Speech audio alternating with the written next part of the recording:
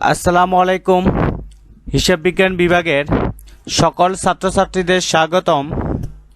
প্রিয় শিক্ষার্থীরা, আশা করি তোমরা সবাই ভালো আছো। আজকের অনলাইন ক্লাসে আমি তোমাদের সাথে আছি। আমি মোহাম্মদ ইমাম হোসেন মজুমদার, প্রভাষক হিসাব বিজ্ঞান বিভাগ, কুমিল্লা অজিত গুহ মহাবিদ্যালয়।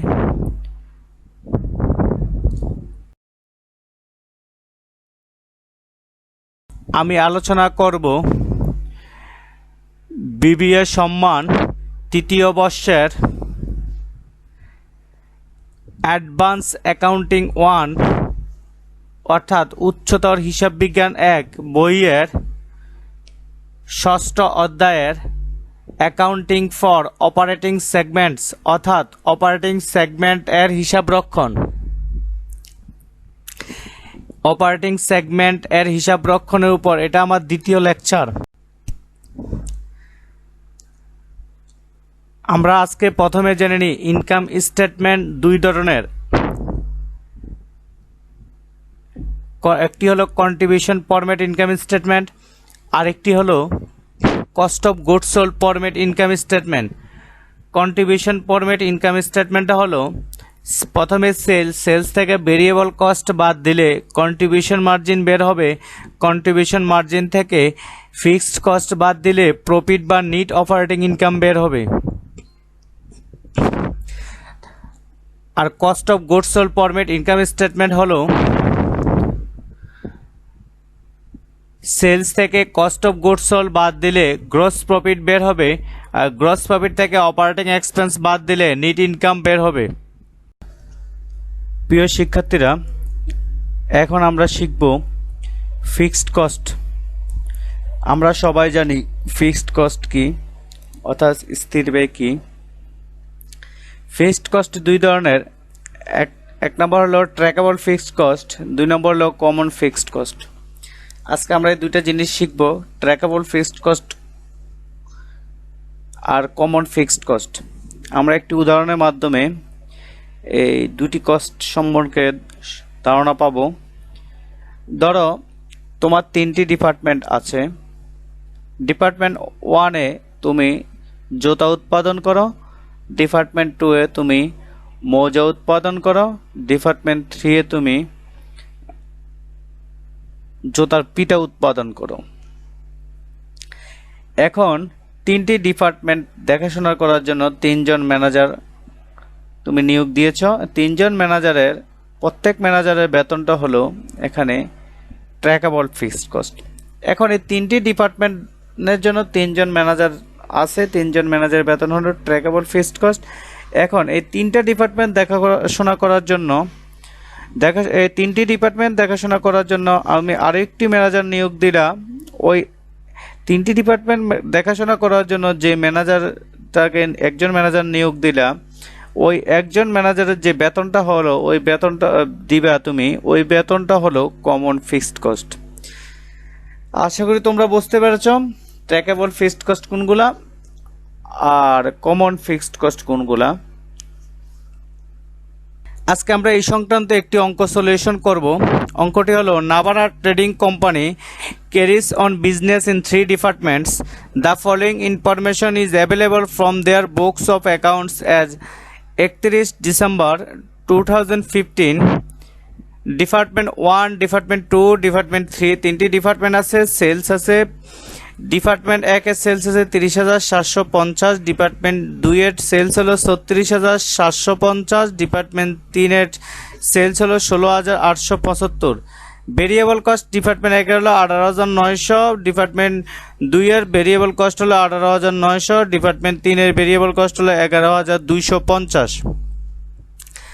রেন্ট হলো 9,840, insurance 3,120, tax 1,536 and commission expense 848 are to be apportioned among the department in the ratio of 2:1:1 respectively. এখানে রেন্ট হলো 9,840, ইন্স্যুরেন্স 3,120, ট্যাক্স হলো আমার 1,536 আর কমিশন এক্সপেন্স হলো 848। এখানে 4টা খরচ দেওয়া আছে টাকা সহ। এই 4টা খরচগুলা 3টা ডিপার্টমেন্টের মধ্যে বন্টন হবে 2:1:1, 2:1:1, অর্থাৎ এই 4টা খরচকে আমি 3টা ডিপার্টমেন্টের মধ্যে 2:1:1 বন্টন করতে হবে। তার মানে এই যে কস্টগুলো, এটা হলো এই যে ফিক্সড কস্টগুলো, এটা হলো ট্র্যাকেবল ফিক্সড কস্ট। এরপর আছে salaries and wages amount to টাকা 5,400 are to be allocated on the basis of sales. Salaries and wages 5,400 বন্টন করতে হবে সেলসের ভিত্তিতে বন্টন করতে হবে। তাহলে 3টা ডিপার্টমেন্টের মধ্যে স্যালারিস অ্যান্ড ওয়েজেস বন্টন করতে হবে। তাহলে এই ফিক্সড কস্টও আমার ট্র্যাকেবল ফিক্সড কস্ট। আর কমন ফিক্সড কস্ট আছে আমার 5,000 টাকা। Draw up in contribution format income statement. Contribution format income statement করার জন্য বলছে সেগমেন্ট বাই ডিপার্টমেন্ট। এখন আমরা Navana trading company departmental income statement for the year ended 31 December 2015।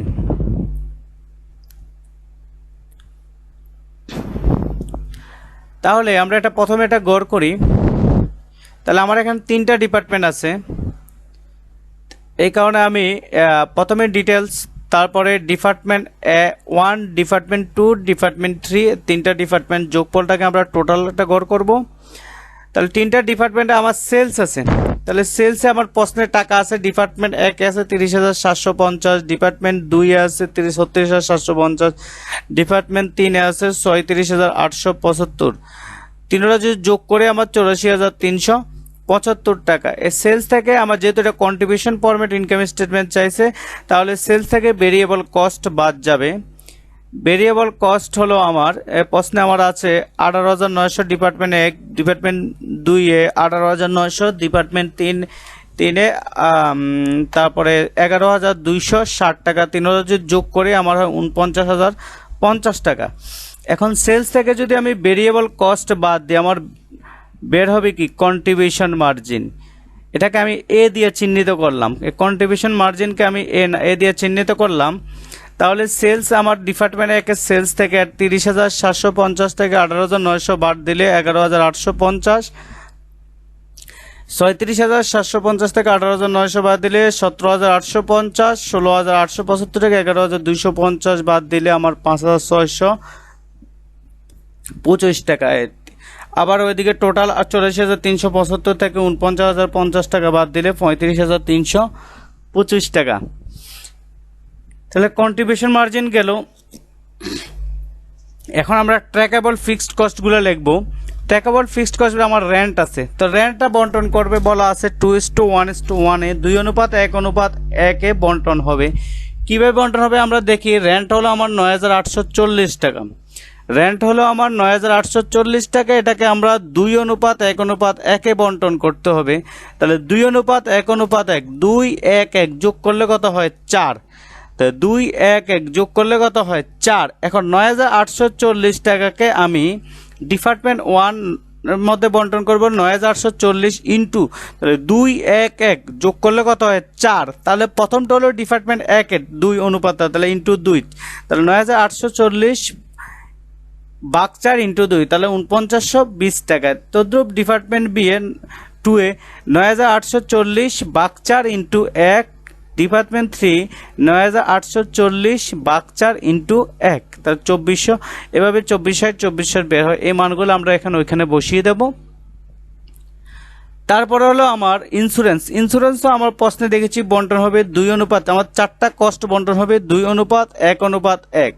তাহলে ইন্স্যুরেন্স আমার প্রশ্নে আছে 3120 টাকা। 3120 টাকা। এটা আমি রেন্টটা যেভাবে বন্টন করেছি একইভাবে আমি ইন্স্যুরেন্সটা বন্টন করব। তাহলে 3120কে আমি 2:1:1, তাহলে যোগ করলে 4 দিয়ে ভাগ দিয়ে 2 দিয়ে গুণ দিলে আমার বের হবে 1560 টাকা। তারপর 4 দিয়ে ভাগ 1 দ্বিগুণ আমার বের 780 টাকা। 4 দিয়ে ভাগ 1 দ্বিগুণ 780 টাকা। তদ্রুপ ট্যাক্স আছে আমার হলো 1536 টাকা। আমার বন্টন হবে একইভাবে 2:1:1, একইভাবে বন্টন করতে হবে। তাহলে 4 দিয়ে 1536কে 4 দিয়ে ভাগ 2 দ্বিগুণ 768 টাকা, তারপর 4 দিভাগ 1 দ্বিগুণ 384 টাকা, 4 দিভাগ 1 দ্বিগুণ 384 টাকা। এরপরে আমার আছে কমিশন এক্সপেন্স, এর 2:1:1 বন্টন হবে, তাহলে আমার কমিশন আছে 848 টাকা। তাহলে 848কে আমরা 4 দিভাগ 2 দ্বিগুণ 424 টাকা, 4 দিভাগ 1 দ্বিগুণ 212 টাকা, 4 দিভাগ 1 দ্বিগুণ 212 টাকা। এরপর আবার স্যালারিজ অ্যান্ড ওয়েজেস আমাকে বন্টন করতে হবে। প্রশ্নে বলা আছে স্যালারিজ ওয়েজেসটা বন্টন হবে বিক্রয়ের ভিত্তিতে, বেসিস অন সেলসের ভিত্তিতে। তাহলে আমাকে এই রেশিওটা সেলসের ভিত্তিতে করতে হবে। এখন তোমাদের প্রশ্ন হলো আমাদের 82:98:45 কোত্থেকে আনলাম এই অনুপাত? আমরা আমাদের বন্টন হবে সেলসের ভিত্তিতে। আমরা দেখি সেলসের ভিত্তিতে কীভাবে বন্টন হবে। স্যালারিজ ওয়েজেস আমরা আগে রেশিওটা বের করি, তাহলে আমার বিক্রয় অনুপাত। তাহলে আমার বিক্রয় দেখো 3টা ডিপার্টমেন্টের বিক্রয় কত হবে। ডিপার্টমেন্ট 1 এর বিক্রয় হলো 30,750 টাকা, ডিপার্টমেন্ট 2 এর বিক্রয় হলো 36,750 টাকা, ডিপার্টমেন্ট 3 এর বিক্রয় হলো 16,875 টাকা।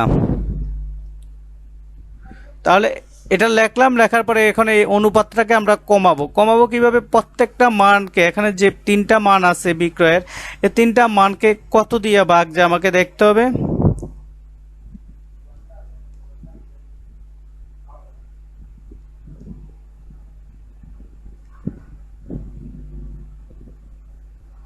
তাহলে কত দিয়ে ভাগ যায়? 3টা মানকে আবার কত দিয়ে ভাগ যায়? তাহলে প্রত্যেকটা এই 3টা মানকে 375 দিয়ে যদি আমরা ভাগ দিই, ভাগ দিলে আমাদেরকে 82:30,750কে 375 দ্বারা ভাগ দিলে 82, 36,750কেও 75 দ্বারা ভাগ দিলে 98, আর 16,875কে 375 দ্বারা ভাগ দিলে আমার 45। এই অনুপাতটা আমরা এভাবে বের করেছি।